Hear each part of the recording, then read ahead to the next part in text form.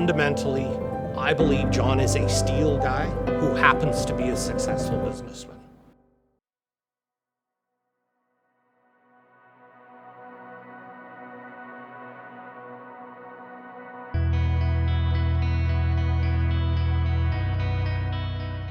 Well, that goes back to 1972. I was working at a steel fabrication firm, and they'd send me out with my car, throw some bottles in the trunk, rent a welder, pick up some tools here or there. So I said to them, look, why don't we buy a truck? The manager thought it was a pretty good idea, and he said, well, John, why don't you come up with a budget? And so I did. I gave him the budget, all of $1,750.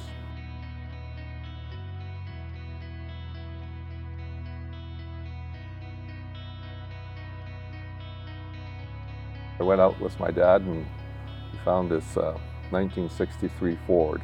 They gave me a job to bid on, but I never got it. So I went to another fabricator and they gave me my first little job, erecting a fire escape at the University of Alberta.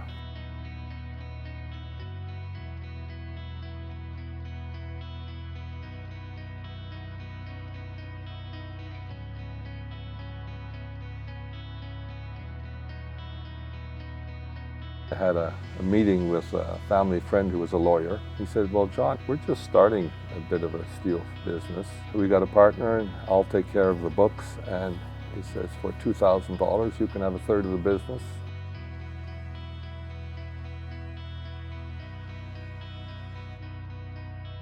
It didn't take me long to figure out that our third partner wasn't as honest as you might imagine.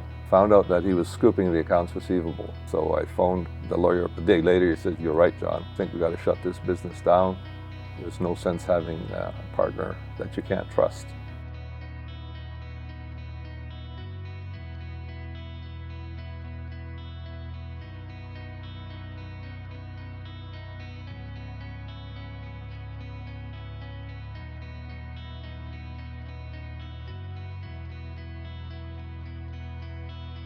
Well, there's one other asset left, and that's the company. And that company happened to be called Supreme Steel.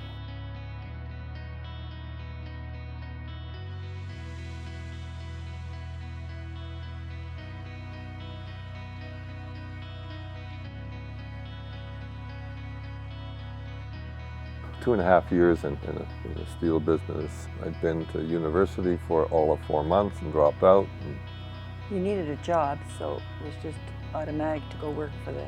Yeah, earlier maybe I had dreams of becoming a lawyer or something like that. And I'd rather work.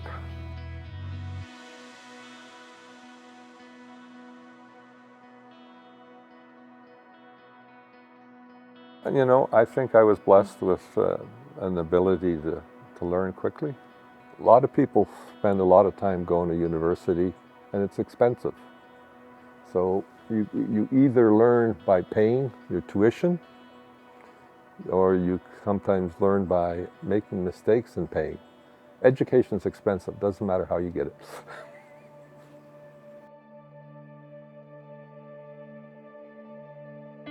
One of the things, that I learned early on with Supreme was that John would give people responsibility. Even if you felt you weren't ready for it, sometimes John would give you responsibility.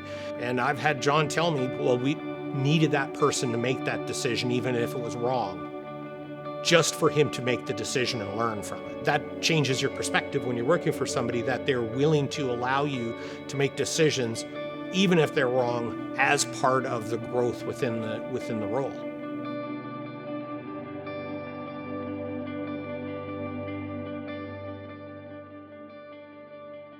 The year was 1974, and up to then we'd been working out of town most of the time. Some of the companies that we were working for were kind of encouraging us to take on something in town. And I remember the first job, it was the MEPC warehouse.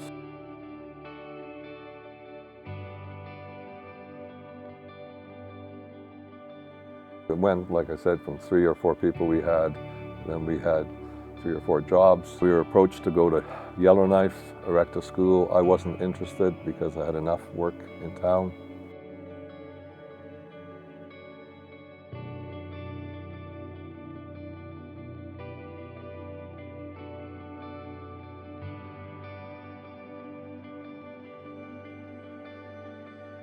Long story short, they sued us for $70,000, which was a lot of money in those days. It seemed like things were going wrong.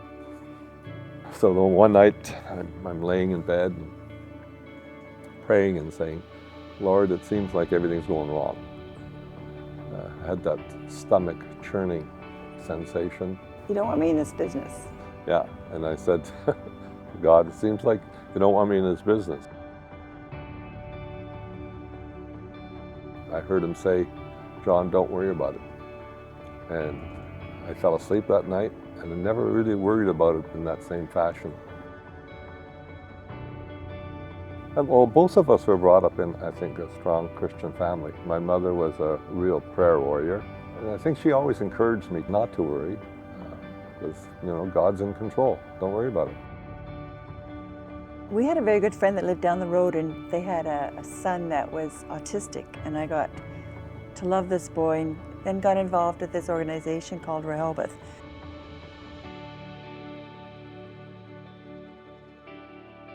Rehoboth works with people with developmental disabilities. More than 20 years ago, we started with the hoedown.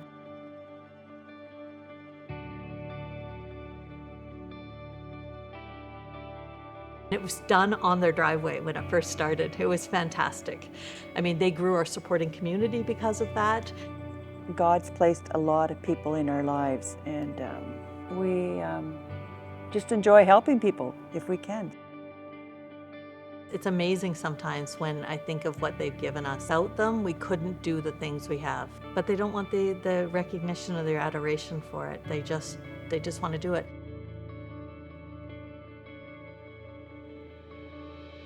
Right around 1980, we had that energy crisis. We were growing, but for any jobs to be around, they were scarce.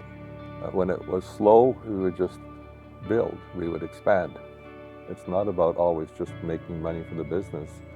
You have almost a duty and a responsibility for those that are on the payroll. John has always facilitated that sense of family and that sense of compassion with his employees. When we were quite a bit smaller, John would walk the shop floor and he knew everybody's name on both shifts. Part of what John instilled in the guys on the shop floor, I think, went a long ways to developing that sense of family. Well, you're building a team, and it's hard to, I guess it's hard to play the game if the team's not there. We've had really great employees. Our success is because of them. Even when the company had grown to quite a large scale, there was still a very big sense of we're all trying to get to that same place. We are all trying to get this job done successfully.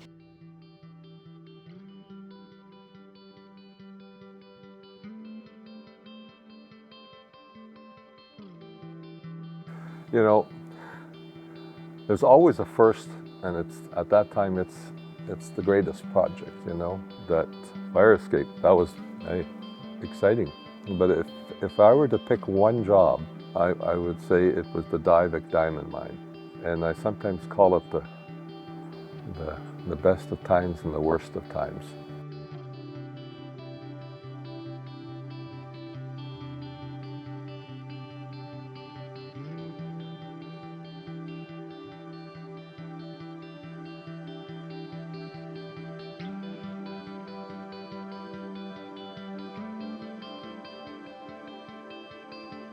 On these jobs where they're kind of changing the shape of the company a little bit, the one thing that you find right away is that John's fingerprints are all over it. Along with that also is a little bit of John's willingness to step out of what would be his own comfort zone in doing a job that we've done multiple times successfully, to take on one that we haven't done. And not everyone's willing to do that, because when you make that big of a dramatic shift, there's a lot of risk.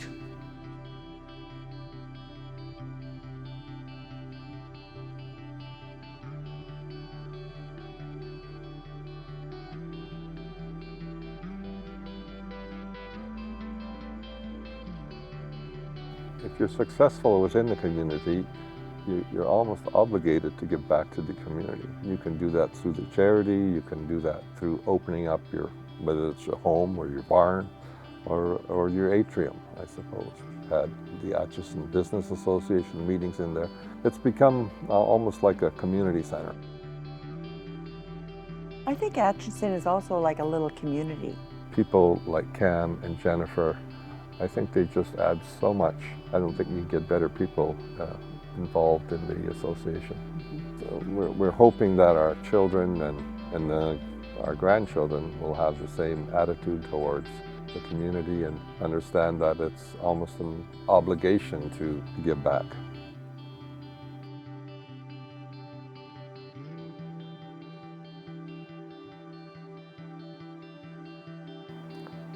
I guess we're much more than just supreme.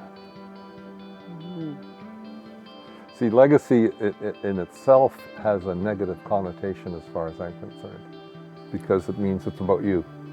I don't think Sally and I would ever want that type of if you want to call that a legacy. One of the consultants that we hired some time ago questioned us and said, John, what's the most important thing? You know, you've got all these businesses. What's the most important business you've got? And I said, none of them. I said, the one thing that's important to me is the charity, and that should be the legacy. It's not Supreme, it's not Leader Holdings, it's not Leader Investments, not Supreme Energy, it's not Supreme Insurance. It's the charity, and we want that to survive. So even though it has so-called the Leader name on it,